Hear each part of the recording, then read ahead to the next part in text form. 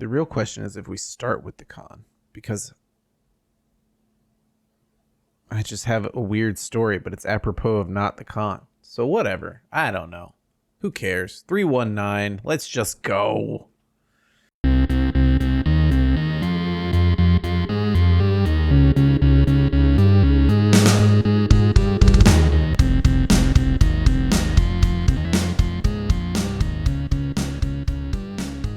As soon as I said that, I had to burp. I was like waiting for him to follow up or like what was going to happen there, and it was just silence. Sorry, gents, but life gets in the way, you know. As to abscond with an Ian Malcolm quote. I watched Jurassic Park during the con. The comic con. Hello, JJ. Hello, Michael. Hola. This is the year, Michael, that I saw you the most and JJ you the least. Yeah, I definitely didn't see either of you as much as I feel like I do normally. Although I did spend a good amount of time with you, Michael. I feel like I end up not spending a lot of time with you some years.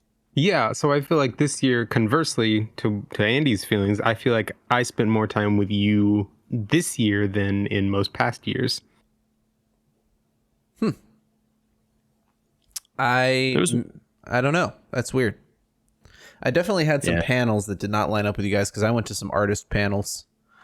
And I didn't travel across the street very much. We're talking about Comic Con, the San Diego convention, that in the past we've done special recordings at. However, given the logistics of this year and everyone being in far-flung places across San Diego, as well as the COVID restrictions and generally wanting to be safe, I didn't feel like recording inside. I don't know about you guys. A wise choice, I think. Yeah, and it was still, even had we attempted to record outside, it probably would not have gone as awesome as we might have wanted it to. Yeah, well, the humidity was high. This year was a tough year, honestly, in my personal experience of the year. I had to travel away from the con for some family obligations. I had other stuff come up that meant that we couldn't be at the con as much as we wanted to. Plus, we stayed farther away. Now, if I had a nicer bike, I have a nice bike, first of all, but it's not meant for riding long distances. So I was quite tired. I actually got a comment on my bike. I have to say it out loud because people that are listening have already heard the story, and I just want to make them jealous again. I was riding a 1994 BMX dyno blast, and a guy on a service cart pointed at me and said, "Whoa, look at that vintage dyno," as I rode by. That was just hear the like 90s guitar squeal ad. I definitely I'm picturing a dude on a beach being like, "Whoa!" He belonged on a beach if he wasn't working, you know. Mm-hmm. Yeah. Was he wearing a surfer boy shirt? He was not wearing a surfer boy shirt. He did have a flat brim cap and long hair underneath it. So he was close though. He was close. He was getting there. The hair was like feathered blonde. He was not an Argyle. Okay. It was like shoulder length max. Anyway, more of a Chris Pine. Yeah, more of a Chris Pine. If you don't know what we're talking about, go look up the Dungeons and Dragons panel. Yeah, that's it. There were a lot of panels. We didn't go to any big ones. You guys didn't go to any big ones, I assume. No. We went to one that wasn't big, but that was hugely popular. Like, it was good that we sat through the panel before, or we wouldn't have gotten in. It was a Miyazaki panel. Oh, you went to the Miyazaki panel, not the screening, or you did both? We did both. Wonderful. We went to Peanuts, which was decently popular. We tried to get into NASA. Did not get into NASA. Oh, yeah. Yeah, it turns out they misjudged the popularity on that one. Severely. I feel like it's not the first time now that I remember. I don't know. It's been 3 years, you guys. And for me, it's been 4. Yeah. We're rusty. Due to illness. Yeah. I think the Andy, I think you would have felt like you were staying far away had you gone that 4th year also. Since it was not that far. Well, I don't know how. It was farther maybe even. No, it was closer. So was it? Yeah, you know where the food hall is in Little Italy? Barely, but okay. Well, at one end of Little Italy is a thing called the food hall, and at the other end of Little Italy is McKellar. So yeah, okay. The food hall is where we stayed last year. McKellar's where we stayed this year. So a little bit further away. We're talking like 1.5 blocks. It's not that different. My answer to everything was the trolley was great and very easy to use. How was the trolley great? That's what I don't understand, because in past years, the trolley has been horrendous. So we went, firstly, the way I normally came in previous years with the trolley is that I got on at the previous football stadium, which now no longer exists. It's gone. I mean, the stadium is gone. Yeah, completely. They've built an entire new stadium there now. Right. But there's no parking for it. And so it's like a building in the middle of like a dirt lot. And the trolley station is still there and intended to be reopened at some point. But there's no place around it. You can't get to it. So that station is closed and the trains don't stop there. Okay. So I can't go there. That's where, and there used to be infinite parking there, basically. And that's not the case anymore. So we went to a different new trolley station. And it turned out to be maybe a slightly shorter ride and also like way less crowded. Okay. So it was really nice. We would get on and ride one stop. And that one stop away turned out to be the beginning of the Comic-Con special event line. So we would get off at that stop, get on the first stop of the Comic-Con special event line, which meant the train was completely empty.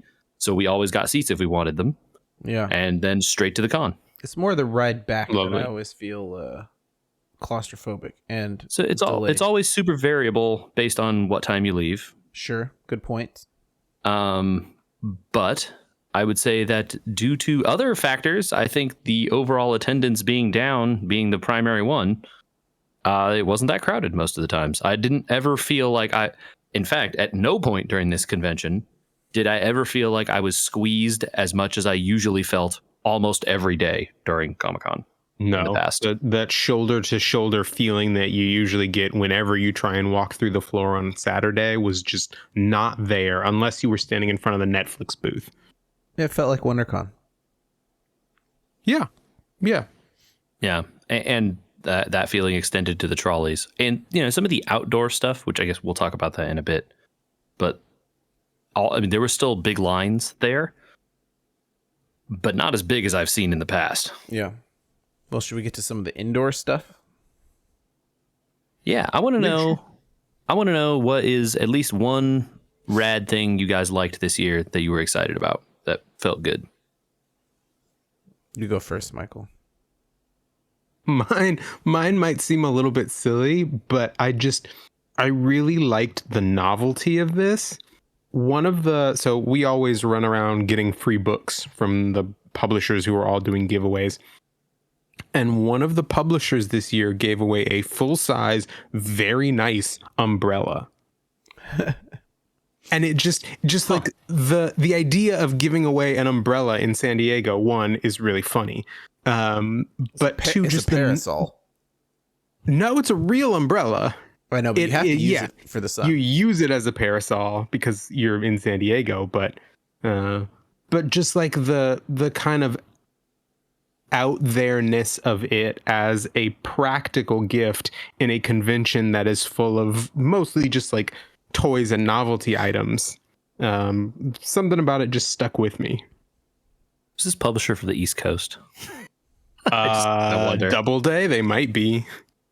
They're just like, oh yeah, umbrellas, that's good. Yeah, sure. And then they're like, oh no, we're going to San Diego. I felt like things were more spaced out. Yeah. So I wonder if that is because of exhibitors who used to be there not showing up this year. Maybe. Yeah. I mean, lack of both Dark Horse, who usually has a gigantic booth, and DC, both of whom were not there this year. Yeah. Marvel didn't do anything at their booth. like they've done in the past. Like handouts and giveaways and things like that. I saw one. I saw one giveaway, but in general, most of the giveaways were gone, and most of the things were handled by the exclusive portal. That's funny you say that though, but I got more free stuff this year than I have in probably the last like 3 Comic-Cons combined. But was it all from large places or from small places? I mean, I guess I would say that it's a large place. I got like 3 like tote bag, grocery bag type reusable bag container things. Those are literal trash. They're just throwing trash at you. Yeah, but I've never gotten those before, and I got a lot of them this year. I have a bunch of ones that used to be trash and actually have been carrying my groceries for the last couple of years, so I can trade them out. I feel all right about that. I don't know. Okay. Apparently this trash is all the stuff I thought was cool is trash. Now I've learned apparently. One man's trash. I just don't feel like you carried around a sling bag from Star Trek that was a giveaway, is what I'm saying. Yeah. You feel like that's a giveaway, or like getting a quick stop grocery bag that it will tear the second time you use it is a giveaway? I didn't get anything on the level of that bag, that shoulder bag. No, that's what I'm saying. Nothing even close to that level. Like that stuff is over. I mean, Lego did something, I guess, but it was a disaster, of course. Yeah, I would argue that Lego doing nothing would have been better than what they did. Right, and that's if that's the direction it's headed, maybe I like that. Was gonna be my point. Oh, I think I don't know what's the less populated and less crowded con was like awesome. It was certainly good. And if the word gets out like, hey, they don't really do a ton of that stuff anymore. I know obviously the Netflix booth being the exception to this, where they were giving away tons of amazing, really good stuff. But if it's like, well, DC doesn't even go anymore for some insane reason. Maybe the word gets out and it calms down a little bit instead of the frenzy for things. Well, and really, it was Michael's point about getting free books is something you have to work at. Like, you can't just walk by and be handed books. You have to like schedule times, be places, do things. That stuff's work. Yeah, I mean the free books in the past. Sometimes Andrew and I, you remember, we would just some years walk by those tables, and there would just be books you could just take. It's like self-authored stuff that people were just giving out. They just had stacks and stacks and stacks of free books. You just no more of that. I mean, the new Dragon Quest book is coming out, right? And not Dragon Quest. Sorry. Did I get it wrong? Did I get it right? Dragonlance. Dragonlance book is coming out. They had a big poster for it, and I walked up and I said, "Hey, what's the deal? Do you got any stuff related to this coming out?" No. Like, okay. You know what I mean? That book in particular is one that I think they realize the fans were going to buy it anyway. They don't need to do any marketing.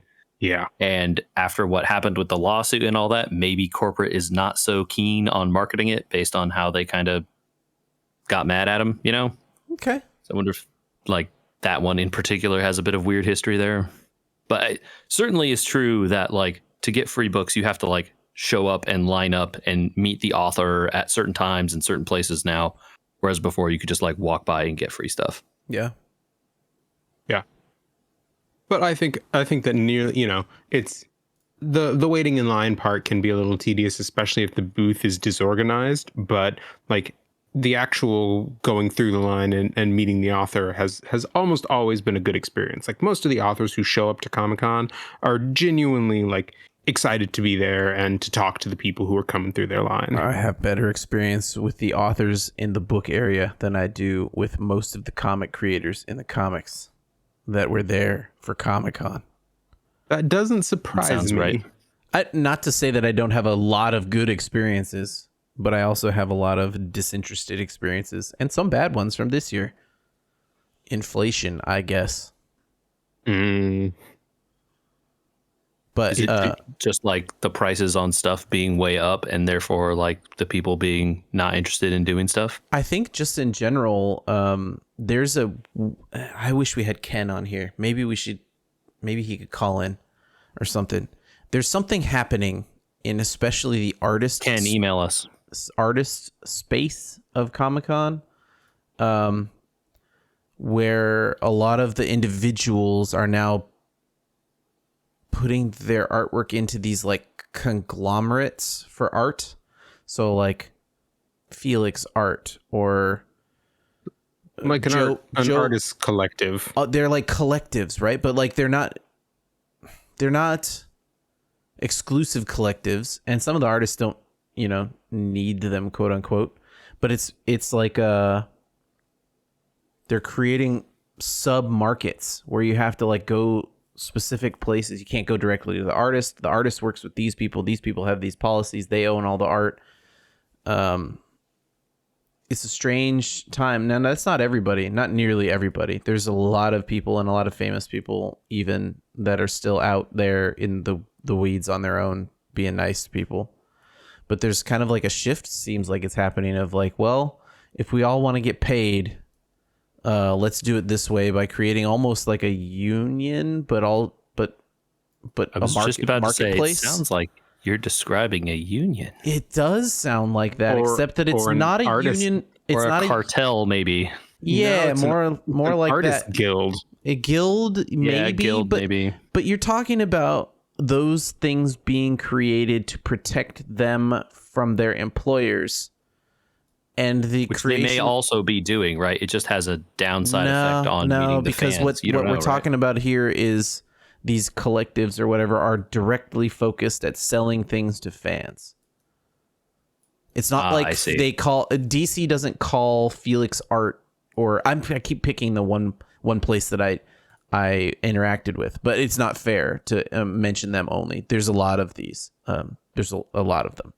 They don't call these artists collectives or whatever you want to call them to negotiate contracts for the artists. It's not like they become representatives or unions or anything like that. And unions wouldn't be a bad thing. I'm not saying they would be. But it seems like a price. It almost feels like a price fixing thing where it's like, if I'm part of this group, then my art is worth a certain amount of money, and therefore my time is worth a certain amount of money.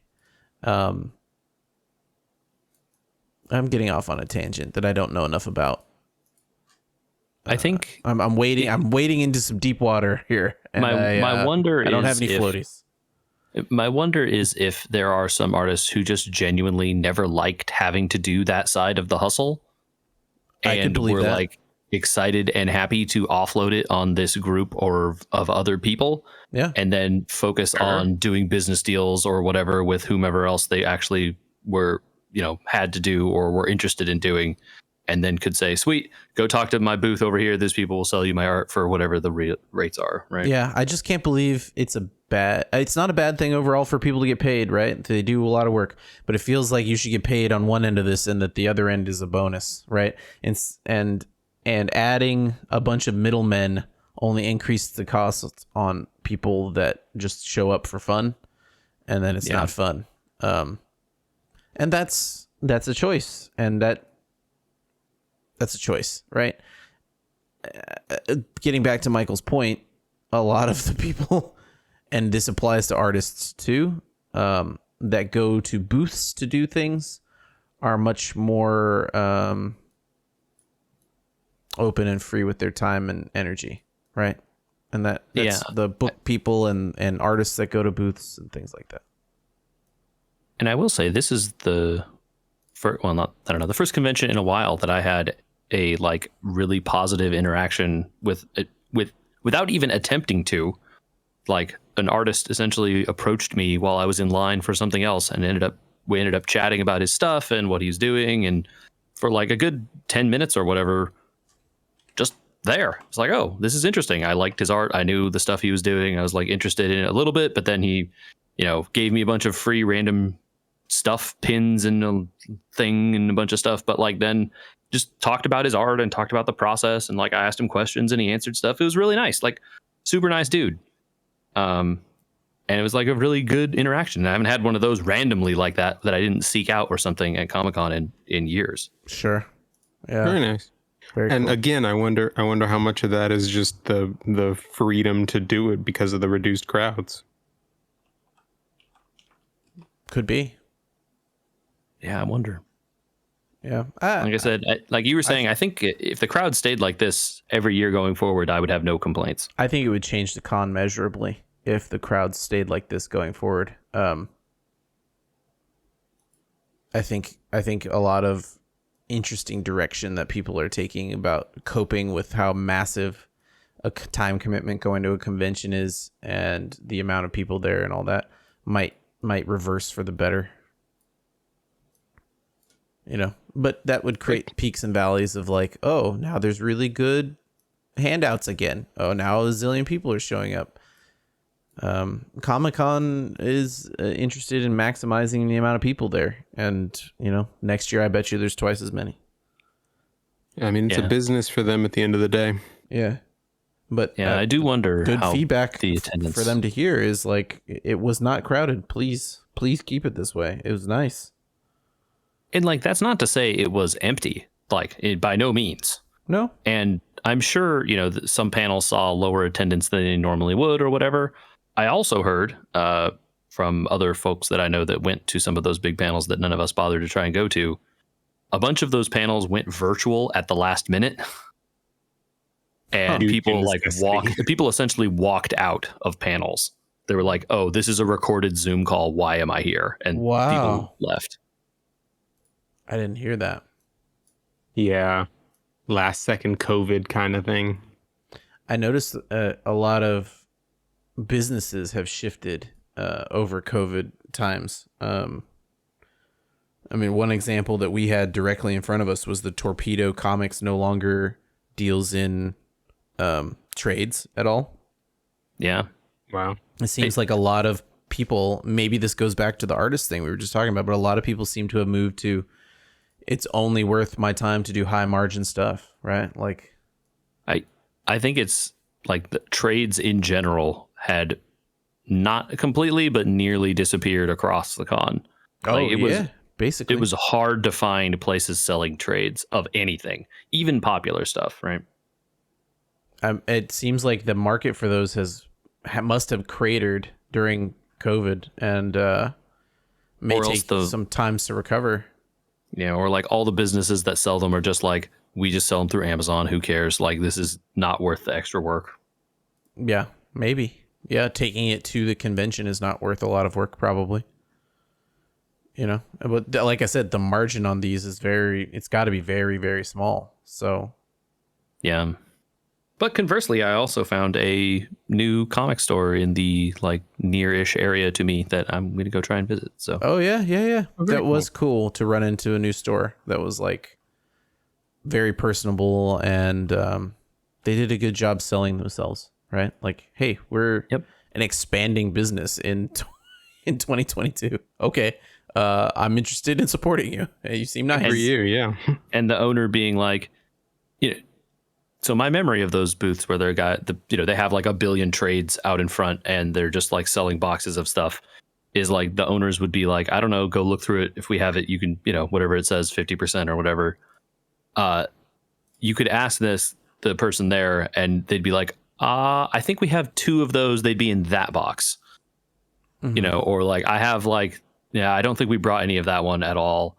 You could look, it would be there, but I don't think so. Or I sold the last one of those, so there's no more. Like, you just knew off the top of their head, like, hey, here's the stuff I actually brought with me.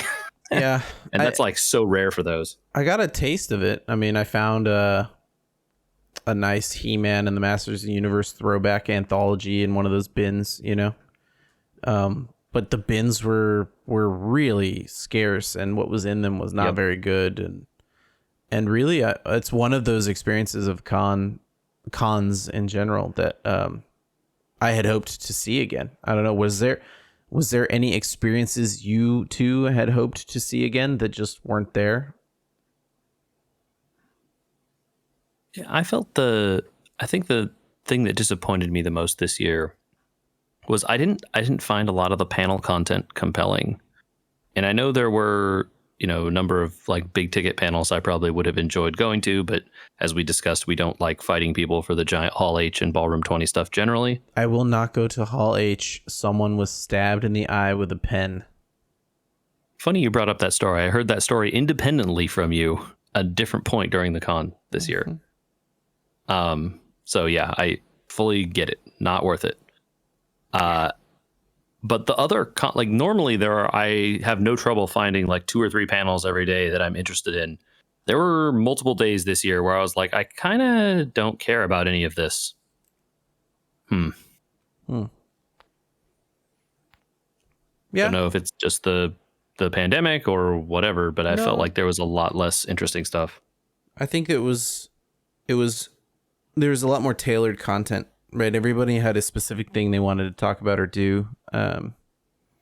I found one thing a day that it was like, yes, I am interested in that. And even then, well, we missed one of them, right? The NASA one. So yeah. That's tough. Like you have to know the specific artist that they're doing the spotlight on. There were still big things like not in Hall H. There was, all the main large rooms still had enough stuff to fill them. But, even then the content was reviewed as lackluster sometimes. Yeah, I think my other regret is I didn't get you guys with me on the pirate ship. That was a letdown. Should have done that together. That would have been fun. I was sad we couldn't coordinate that. I ended up going on it twice. We went again on Sunday, and that was also a great time. I looked at it, I think once with you and once without, and the line at the times that I was like, this is the time for me to go, did not work. The line was long. Yeah, we went early on Sunday, and there was no line. We just walked on. And then the other time we went was Thursday afternoon, and it was like 15 minutes or something. Not too bad. Yeah. A beer pirate ship is a cool idea. Michael, did you have anything that you just were like, whoa, where was this thing? No. I mean, I was a little bit sad at the lack of Lego exclusives, but it altered our con experience a little bit in that it made for a lot more leisurely mornings and a whole lot less just standing around in long lines. So I missed the getting of the Lego exclusives. I don't know that I would say I missed every hoop that we had to jump through to get them. Okay. Well, I think most of my con was marked by things that was marked a lot more by things that fell into a category of I'm really glad this is back. Okay. And JJ, same? Yeah, I don't know about Lego specifically. No, I agree. Overall, your marked impression. I think good. I had a good impression, and I think, I was pretty pleased generally that the vast majority of people were respecting and following the mask rule, which I sort of worried about going in. Yeah, there was the handful that you knew just weren't gonna care. Of course, there were always going to be some people, but yeah, I'd say, like I said, the vast majority of people were being good about it. Cool. Yeah, JJ, I think you weren't there, and Andy can back me up on this for one of the highlights of the con for me at least, which was Nina West. Oh, dude. Co-hosting and stealing the spotlight at the Her Universe fashion show.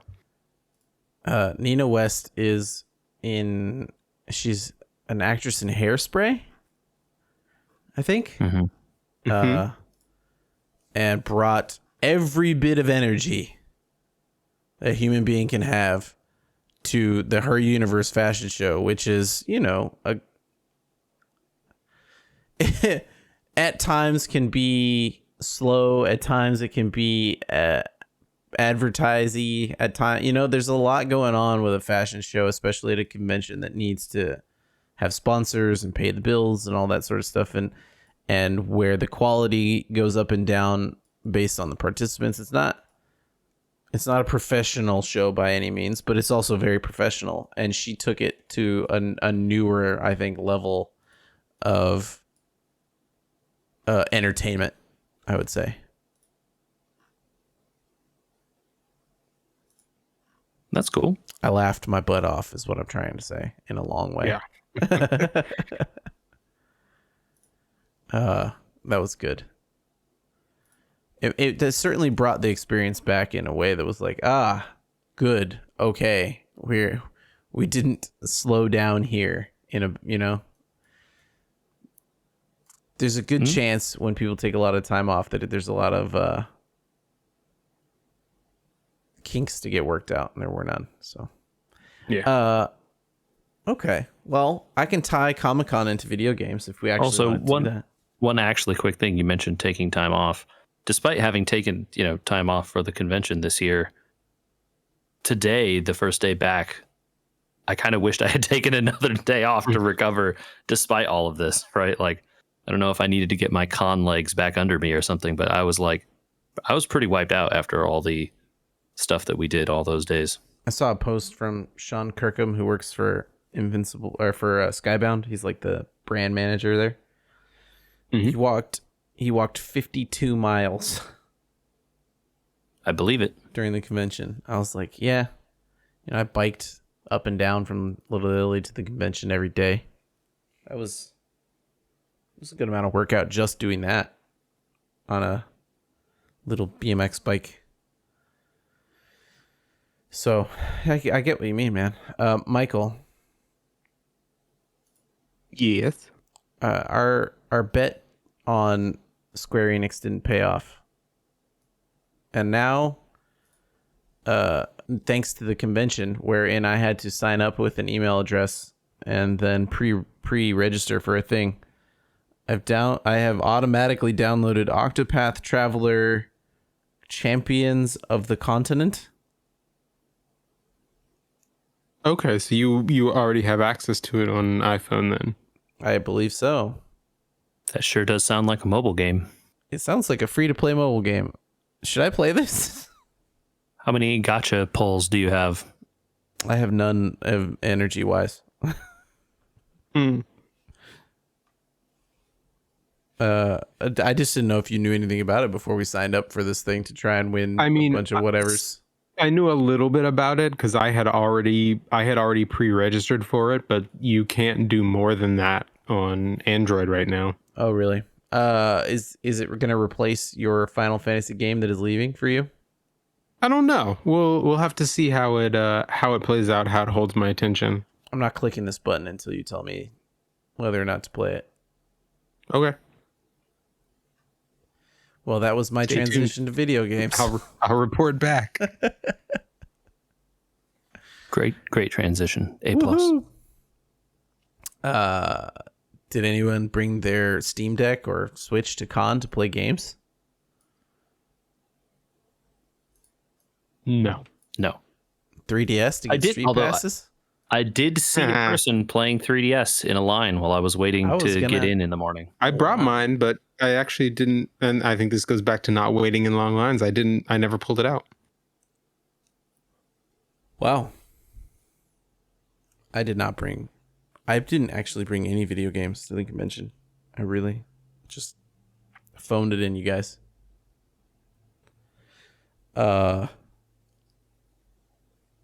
Before and after, however, I've been playing another game on Game Pass if you want to hear about why I don't like JJ's car.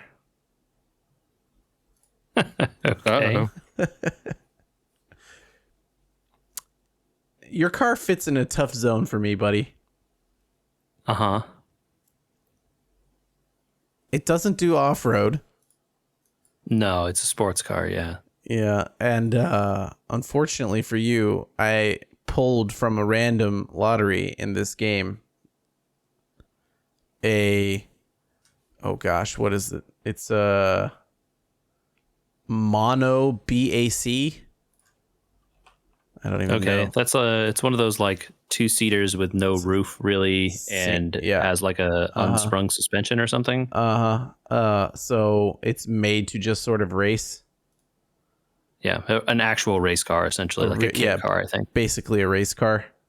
And so I'm just going to talk about Forza Horizon 5 for a minute. I haven't played a racing game in a long time, like a really, really long time. I don't know if you guys play racing games at all at this point. I think the last one I played, gosh, I don't know. What about you, Michael? I never got really into racing games other than Mario Kart. That's sure. No one is counting Mario Kart as a racing game. Right. Yeah. I think the last one I played maybe was in like 2010. Is one of those Need for Speed games where you have to race the cops or be the cops kind of thing. Okay. I don't remember the name of it, but it was like very arcadey. You got like power-ups and stuff, like to blow the cops up with spike strips and stuff. Okay. That's probably about the same era that I stopped playing racing games too. But this one is free with Game Pass, and I thought that sure looks good in terms of the graphics. It might be worth playing. Man, Forza does a job on trying to simulate each car, don't they? Yeah. It's kind of, those, I don't know what to call them. The simulation racing games. Horizon is not the simulation racing game. No, but Forza Motorsport is. Yeah, or like Gran Turismo is. Sure. But those games have a like deep love of cars specifically. Yeah. I mean, the settings menu alone takes a lot of time to get through. The cars, I can't imagine there's less than 500 cars to collect in this game if you wanted to. Oh, dude, I'm pretty sure the number is way, way, way higher than 500. I mean, they have hidden cars too. You can't even tell how many cars there are because, like, yeah, there's a 1992 version of this car, but there's also a super legendary version from 1962 that you can go find. You know, it's a fun game. It looks really good. I have to say off the bat that because they chose like the jungles of Mexico to do this version of the game, a lot of the map looks pretty samey. And that might have to do with the fact that I've only done the road racing. Yeah, I mean, maybe, you eventually, if you drive off-road, you're going to drive up a mountain or something and it'll be different. Right. But I could use a little bit more variety. It would be kind of nice. Anyway, that's my only complaint. There's too much to do in this game, you guys. Like, way too much to do. There's so much going on. Like, there's ghost players running around my game. I don't know why, but there are. The game mines your like data from Xbox and stuff, so it knows who you are, and like the radio talks to you. So it's like, hey, Andrew, hey, it's nice that you've won 10 races out there. I hope you're hearing me on the radio, racers. Yeah, you guys got to beat this guy. It's a lot going on. Hot Wheels is involved in this game somehow. I was going to say, Did you get the Hot Wheels DLC for it? I heard about that this week. It is included with your Game Pass stuff. From minor to major, they are involved in the game, right? They have their own little area of the map that is like the Hot Wheels area, and you can go do races and stuff that with Hot Wheels cars in that area. You can take the Hot Wheels cars anywhere, apparently. Once you win them, yeah. But also, like, there's just Hot Wheels paints you can use for your cars. Things like that are kind of nuts. I mean, the tuning levels that you can do are way beyond my interest, I think. I definitely have raised and lowered tire pressures when it needed to be. But doing more than like stiffening my sway bars seems like, oh my God, you know?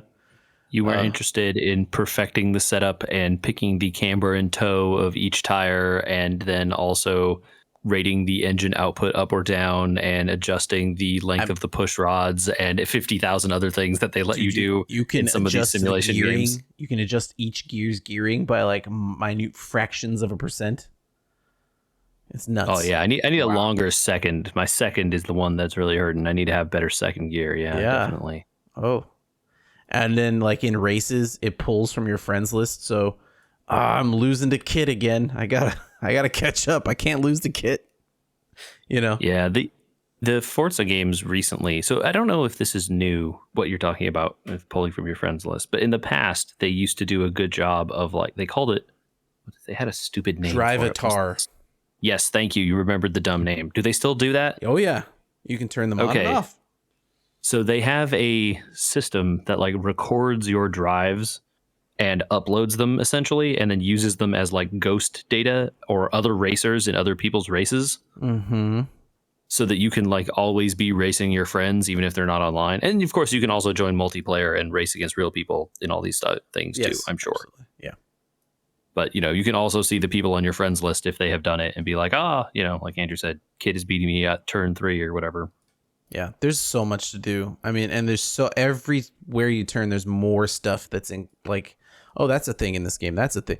Like you can shout at other racers using this button. You can use your GPS to tell you where it thinks you should go with this button. The map is like covered in stuff to do. It's open world, so you can just sort of look around for hidden things.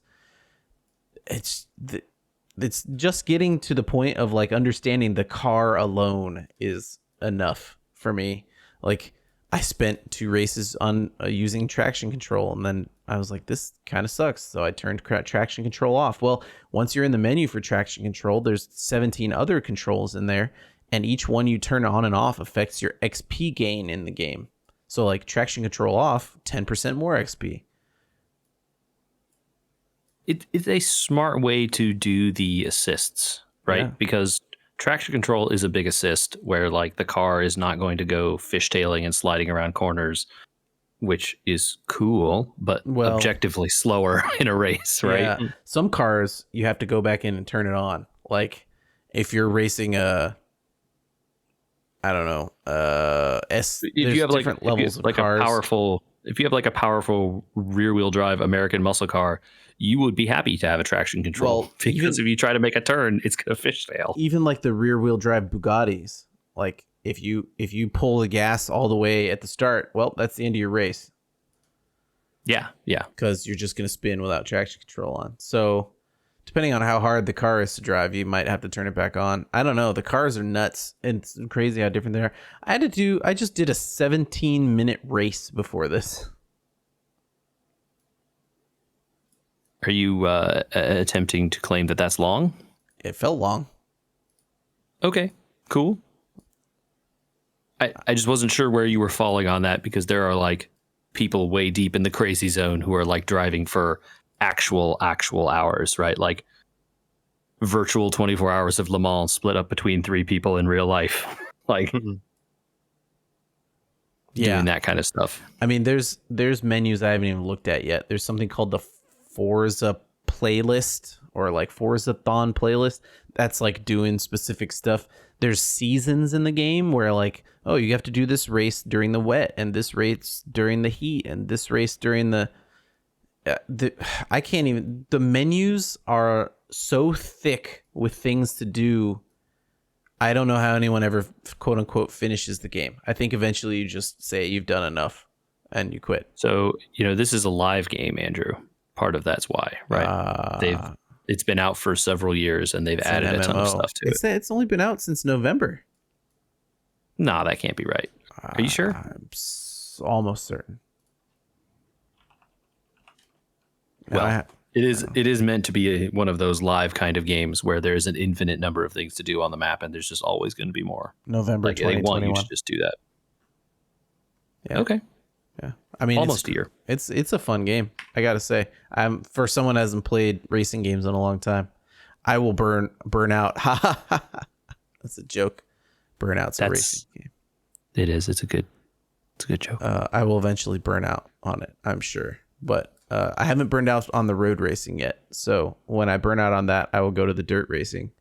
And after that, there's like events that you do, like scenic driving events where they're made for the story, right?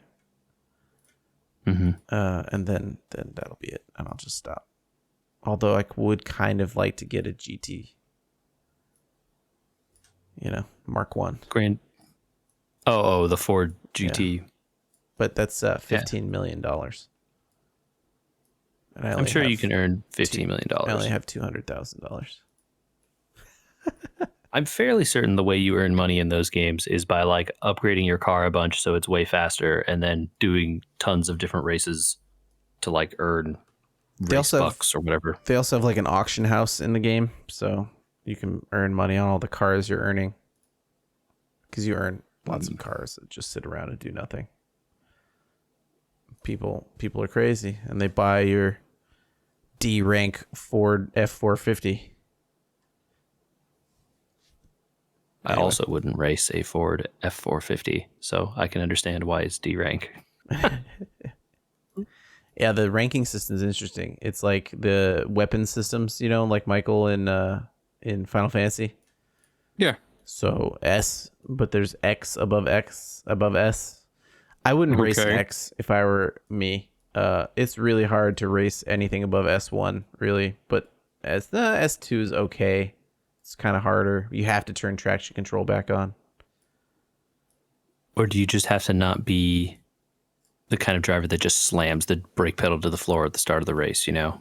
Yeah. Yes and no. I think they want you to feather it, maybe. They want you to feather it, but like, how much can you really feather it on a controller? Xbox controller has those adaptive triggers, so a decent amount, I would guess. I think you can do it just fine for certain cars, but like other cars I was trying to drive, I could feather it a tiny bit. If you touched the gravel, you know, that was it. The car's gone sideways. Sure. I'm sure there must be, I would guess, in some of those games, like, hey man, set my car up for the off-road thing and like install 4-wheel drive in this car that's not supposed to have it, so that I don't just fly off the track instantly. As one of those live things, every person in the game keeps track of their tunes for cars, and you can go in and just be like, hey, who's tuning cars and how good are they? And just download their tune for my car. Yeah, okay. They did think of this. Yep. Paint, same thing for paint jobs. Like, what's out there for paint jobs? Just download that one. I don't want to do the work for this. How many giant Evangelion robots can I put on my car? I don't know. Good question. They tell you that you must make certain that you own the rights for whatever stickers you're making. Uh-huh. And are they policing this? I'll put Mario on here. Let me see it. Yep. Anyway, that's my Forza story. It's fun. I don't know how long I'll play it. And the beauty of Game Pass there, right? That's what I'm saying. I'm glad it's on Game Pass, because I would not have bought it for myself to play. But I'll definitely play a Game Pass month's worth of payment for it. Or another one for Game Pass. I don't want to advertise for them, but it's tough not to enjoy stuff that they got on there. Like that Turtles game is fun too, you know. Well, anyway, Michael. Yeah. I think we owe you a direct apology. Okay. There's a complication when we told you to eat toaster strudel. All right. It was clarified for us. Toaster strudels are frozen. Yes. So we can't have Michael eating unfrozen toaster strudels that have been sitting in his desk. That would be problematic. It probably wouldn't be good. Yep. There is one small freezer at the office, and I feel like taking up a large section of it with a box of toaster strudels might be frowned upon. Only if you're not going to share. Well. Then he would get one toaster strudel, maybe. Yeah. That would be it. Yeah. Well, that's not a problem since you only want one toaster strudel because there's only one in the bag. Anyway. Throwing that out there for people that remember that episode. Okay. For the last few minutes here, we had an offline discussion, off mic discussion about the best food invention. I wondered if you were going to bring this up.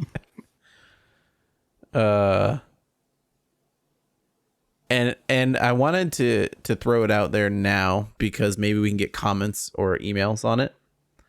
I wanted to set up some ground rules because I think we started to get off track there, right? The original discussion started with, is there a better invention than putting together a carb, a cheese, and tomatoes in human food history? Yeah. And then we got into like, well, what's the best? We got down to, do we need all the ingredients in that? What's the best one of the three? Which one could you do without? And then which one's just the best food invention? And I think once you get into what's the best food invention, you start to have to get into like, well, grinding stuff into flour might be the best food invention, you know? So I wanted to see maybe if we could come up with a question with some ground rules that determine the best food creation that is not just saying flour.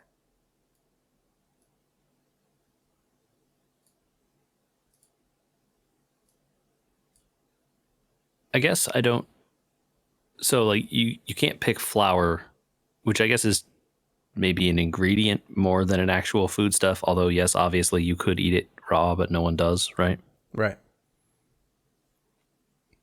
So I think like you could, box it out of the category of food because no one eats it. It's in stuff, but you don't eat it by itself. I think you just started with an interesting beginning to the question. Does it have to be something that is manipulated to be eaten, right? Like eating an orange is not a food invention. So like curing or cooking or whatever version of something, does it have to be manipulated in order for it to be a good food creation? I think so my original thought on this, I'm curious if you guys agree, is that is more interesting because otherwise the question is just what is the best food? And, somewhat then it's just up to opinion. Right. I mean, it's going to be up to opinion anyway. This is a dumb argument on the internet, right? But like, you got to narrow it down. You had to narrow it down somewhat because otherwise someone is going to be like, I love oranges. And you're like, okay, well, I can't argue with that. You like oranges and nature produced them that way. No one was in control there, although, selective breeding, blah, blah, blah, commercialization of food. But like, it's something that grew naturally, just is the thing. I like hot peppers, but I'm not like arguing that hot peppers are a food invention, right? So pretty much everything that grows directly would be disqualified. But maybe those hot peppers pickled with carrots and onions and cauliflower would be on the list of possible food inventions. Sure, as a like thing you put together as a salsa or as a dipping of thing. Yeah, totally. Yeah, so I might go a little further, Andy, and say that being somehow manipulated isn't quite enough. That it has to be something, and this takes care of things like flour. It has to be something that is regularly eaten by itself. Okay. How do you mean that, though? Because the beginning of that discussion had to do with a combination, right? Of combination of three items. And also, something that JJ just mentioned is like salsa or dips, right? Like a hummus or something. You don't eat that by itself in general.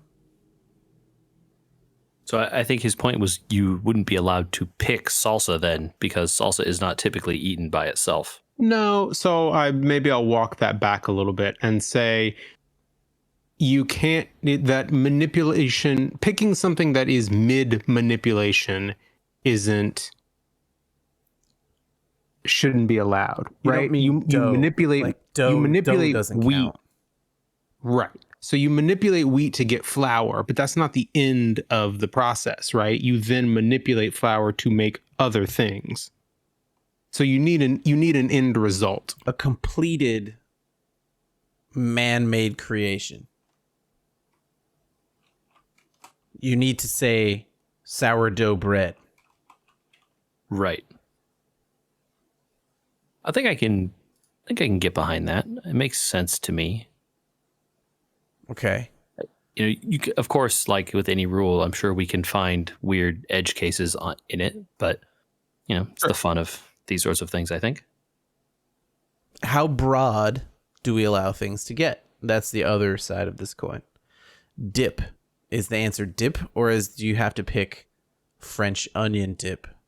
Is the answer bread, or is it garlic cheese bread? How specific does the creation need to be? A served dish named, or a category? Well, I think the instigating idea was just a category, right? It was carb, tomato, cheese. Okay. That could name, any number of dishes from all kinds of different cultures. So I don't think it has to be as specific as like quiche, right? Or even like, you don't have to pick lemon meringue pie. You could just pick pie. Sure. Pie is a pretty good one. That is a good one. Because is a quiche a pie? And then you get into the hot dog sandwich, discussions quiche here. Is a pie. Yeah. It's certainly baked in the same way, that's for sure. And it's in a crust. Yeah. We can reconsult the cube rule. Well, is a crustless quiche is just a frittata, right? Yes. So I don't know that I know the difference between a quiche and a frittata, so I'm going to abstain from that discussion. So here's an interesting question. Where does, with the boundaries we've established, where does meat fall? What has to be like? Could I pick steak? No. Okay. I think so it has to be something like sausage. Right. You could pick beef, but it would have to be something like cured.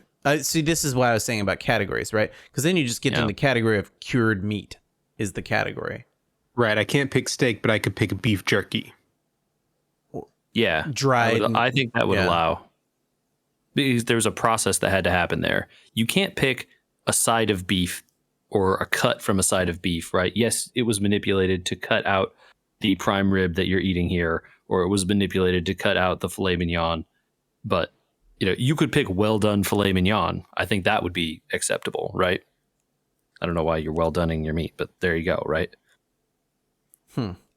But I feel like I wouldn't say if just like raw uncooked meat would be an acceptable answer for this. I feel like because it's not done yet, it's not manipulated to the end product. But why would you pick a specific thing instead of a category, right? Like, you would be foolish. I don't know. Stew, right? Stew would get better arguments than beef jerky. I don't know. There's a lot of types of beef jerky, right? You could have beef jerky from every kind of animal out there. Although I guess it wouldn't be beef just at that point. Jerky, and so you should just pick jerky instead of beef jerky. Right, because even watermelon jerky then. Sure. Chicken, turkey, elk. There's a billion different kinds of jerkies out there. And then you should just get into dehydrated goods. This is why I was asking whether categories were okay. So how does that fit into the original argument, right? So I don't think the attempt is to answer the original argument of like carb, tomato, and cheese being the best combination of things. I think it's more just to pose a separate but somewhat related question of which individual man-made manipulated thing is the best. Is there a and obviously people will have opinions. Is there a better go-to than a slice of pizza or other bread, cheese, tomato? Is there a better go-to item or category of items in terms of its flavor, right? They picked savory. I don't know. Sushi.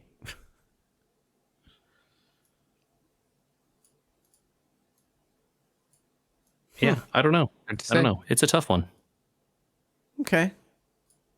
Well, That's our question. And we'll come back next week with some answers. And if people submit their answers, where would they submit them?